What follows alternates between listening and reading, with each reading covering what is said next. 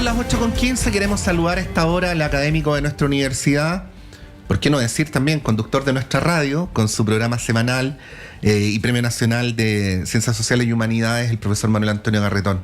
Manuel Antonio, muy buenos días, gracias por poder dialogar esta mañana. Muy buenos días, muchas gracias por la invitación. Sí, déjame partir diciendo algo que va a parecer insolente, pero que es un piropo, ¿no? Vamos a recurrir a tu condición de viejo, digo viejo como piropo, ¿no?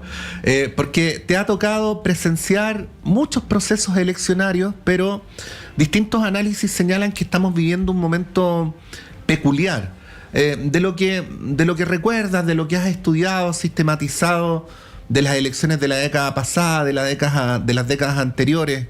¿Qué tiene de distintivo esta, ¿no? En el contexto de los procesos políticos y sociales que se han venido dando?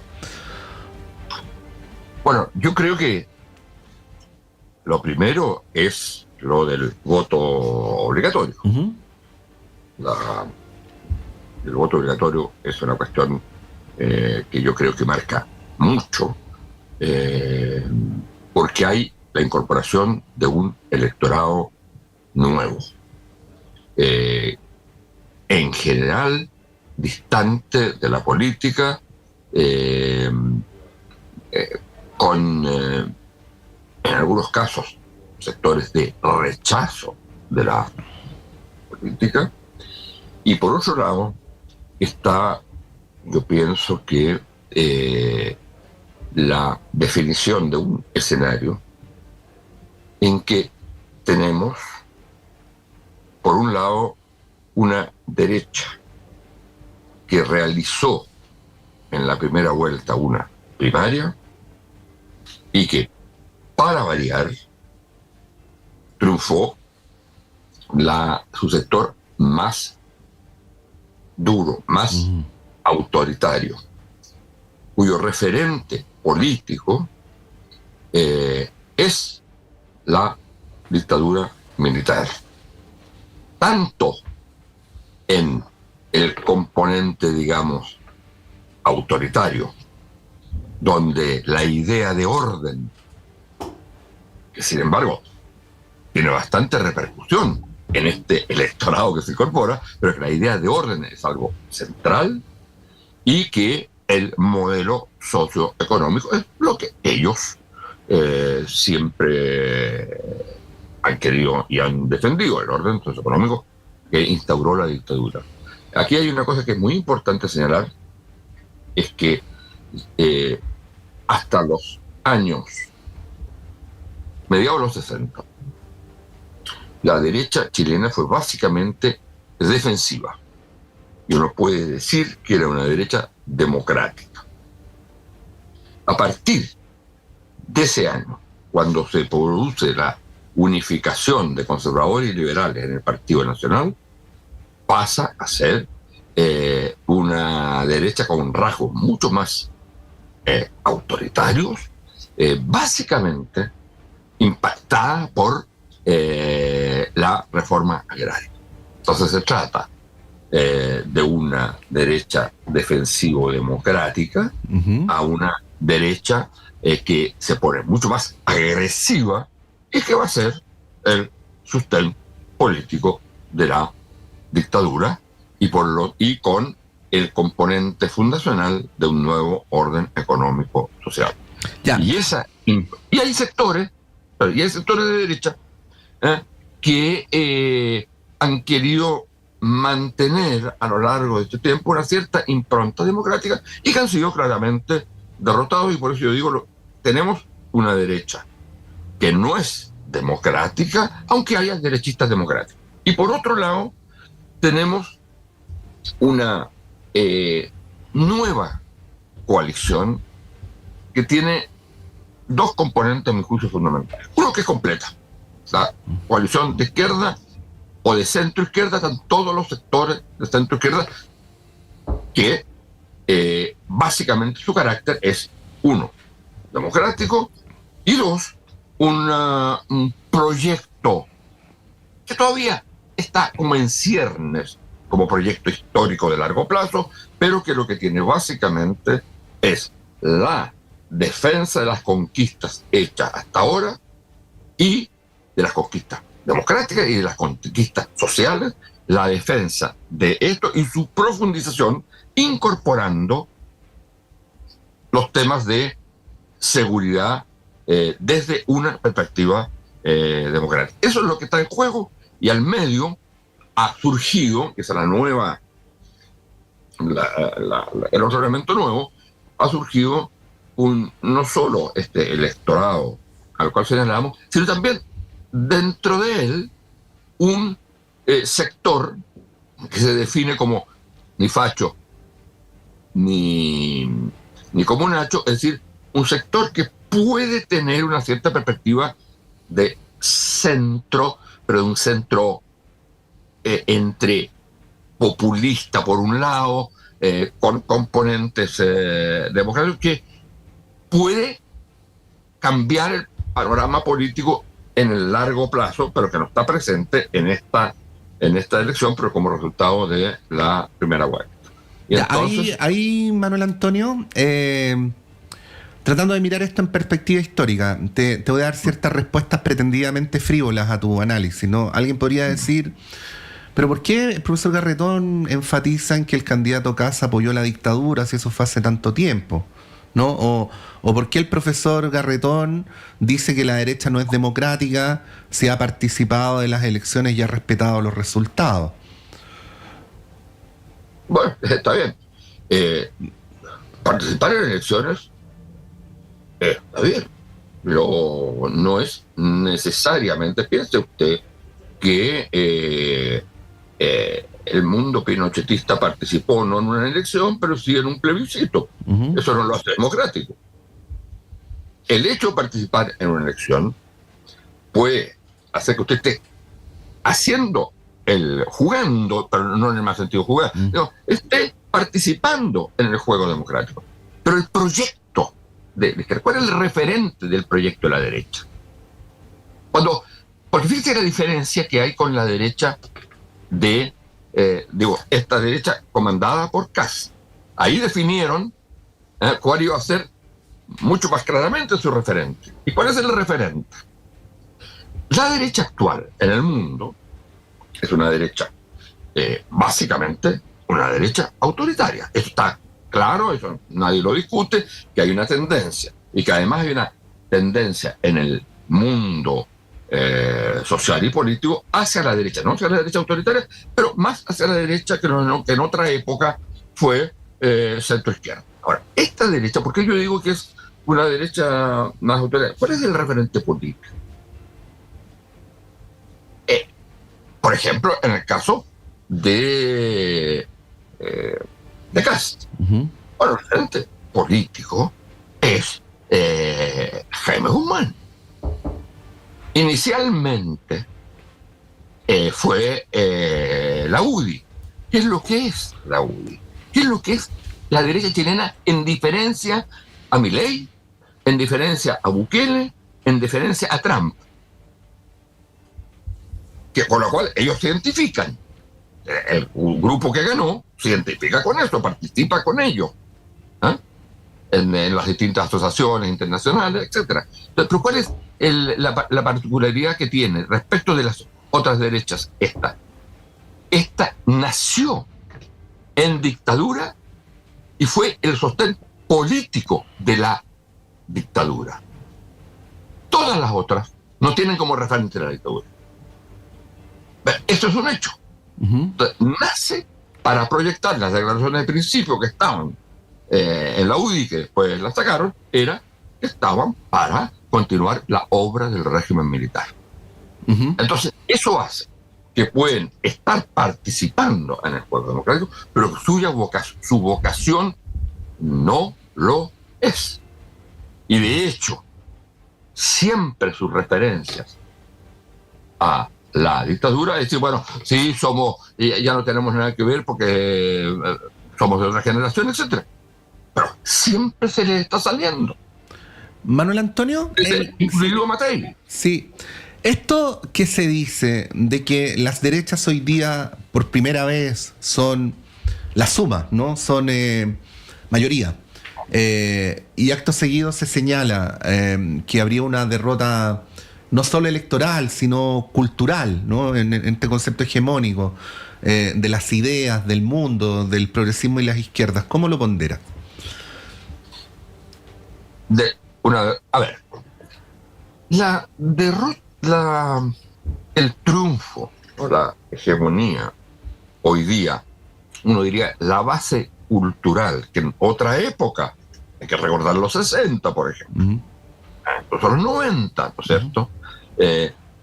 Era centroizquierda o izquierda, de la cual la izquierda aprendió fundamentalmente que todo proyecto de cambio, de transformación, tenía que ser en democracia. En la derecha, lo que, digamos, en este mundo, por todas las transformaciones que se han producido, que tiene que ver con la tecnología, el Internet, las crisis climáticas, etcétera, etcétera, lo que tenemos y el gran temor a las cuestiones de seguridad, a las cuestiones del orden, al narcotráfico, al crimen organizado. Bueno, eso genera una ciudadanía, todo ello mucho más dispersa, mucho menos apelando a, digamos, grandes ideas o grandes proyectos. Y eso es lo que la derecha, digamos, aprovecha. Ahora, había un punto central de su pregunta que se me olvidó, si me lo puede plantear. Sí, eran dos partes, Manuel Antonio. Esto de que la mayoría electoral de la derecha por primera vez, se dice, ¿no? Podría interpretarse no solamente como una derrota electoral, sino como una derrota cultural, digamos, epocal de las ideas de la izquierda y de la centroizquierda. Eso... yo no sé si hablaría de derrota cultural, porque lo que estamos, y yo insisto mucho en eso, estamos en un tipo de sociedad distinta a la anterior. Piense usted que en el mundo industrial, con el surgimiento del movimiento obrero, con el surgimiento del movimiento, con los surgimientos, en el caso de América Latina, de los movimientos estudiantiles, con el movimiento campesino, con una clase media que era, en términos estrictos, era clase media, no era un conjunto de sectores medios. Entonces, eso era proclive a un clima de centro izquierda. Hoy día, las transformaciones que no generan clases, grupos sociales, generan identidades que están, digamos, básicamente centradas en sí mismos, que generan individuos e individuas, básicamente una sensación de incertidumbre, y en las nuevas generaciones también, y de miedo, donde la palabra orden aparece como algo central. Ese es digamos, cultivo, un terreno cultivo para ideas de derecha que se centran en el orden, la autoridad, el dar una seguridad que no es tal. Entonces, en ese clima cultural tenemos una derecha que es hereditaria de la dictadura y tiene eso como referente. Entonces, eso es lo que podemos detrás. Y en el caso de la izquierda, bueno, yo creo que sí, en la situación de la izquierda tiene que haber, y está habiendo dificultosamente, un proceso mucho más profundo de cambio. La derecha no necesita entender las transformaciones de esta sociedad, porque tiene, sobre todo la derecha dura, tiene claramente su principio, orden, como sea, y mercado, que es el modelo económico. ¿Cuáles son entonces las palabras, los conceptos básicos de la izquierda que era antes, ¿no es cierto? Socialismo, justicia social. Bueno, ¿cómo se proyecta una transformación de este ordenamiento socioeconómico actual en este mundo hoy día, digamos, con un poder fundamental de dos grandes y una lucha entre dos grandes poderes? Entonces, aquí hay un desafío mucho mayor. Y para eso lo principal es cómo usted reconstruye una mayoría hacia el futuro que mantenga las ideas centrales de justicia social, de un Estado que lucha por promoverla y de un crecimiento económico que al mismo tiempo de crecimiento económico sea una dimensión, tenga una dimensión de igualdad y justicia social.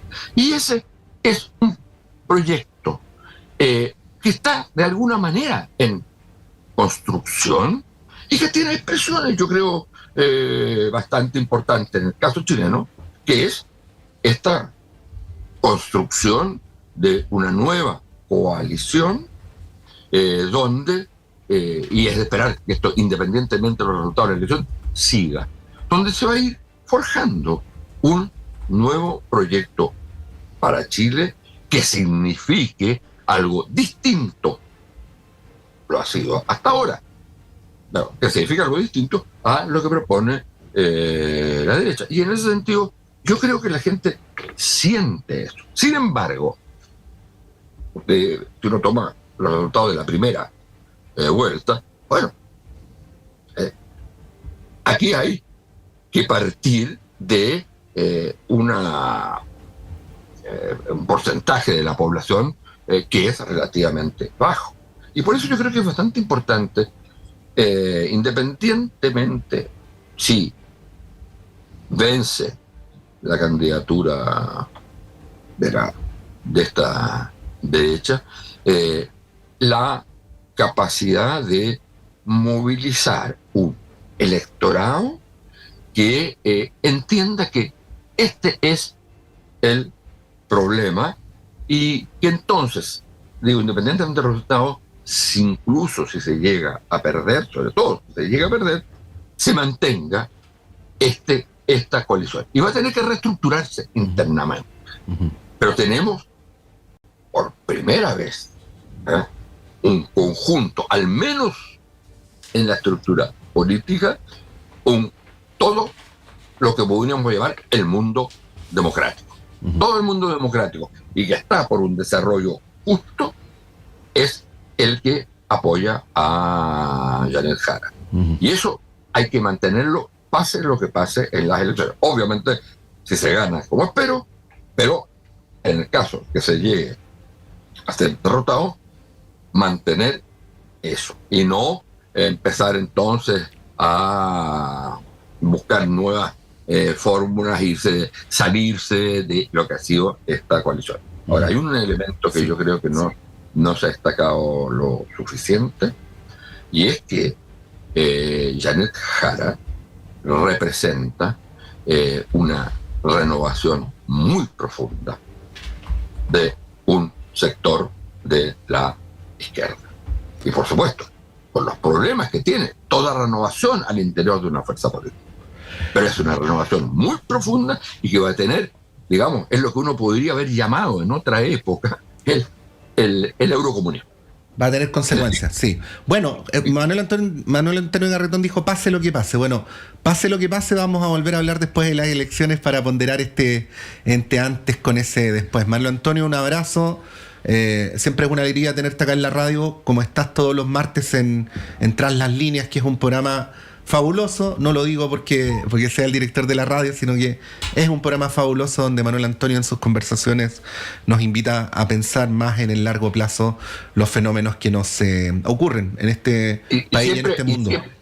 siempre hemos contado, perdón, para terminar, siempre hemos contado además con tu gran apoyo. Y permíteme anunciar el programa del día siguiente de la elección. Por favor. Es una continuación de la conversación que tuvimos con Katia Arauz. Fantástico. Eso el próximo martes a las 9 de la noche. Exactamente. Manuel Antonio, un abrazo, que estés muy bien. Muchas gracias. Ahí está el profesor Manuel Antonio Garretón, profesor de la Universidad de Chile, Premio Nacional, aportándonos sobre estos momentos previos a la crucial elección del próximo domingo. Vamos a una pausa y a la vuelta a nuestro panel de conversación.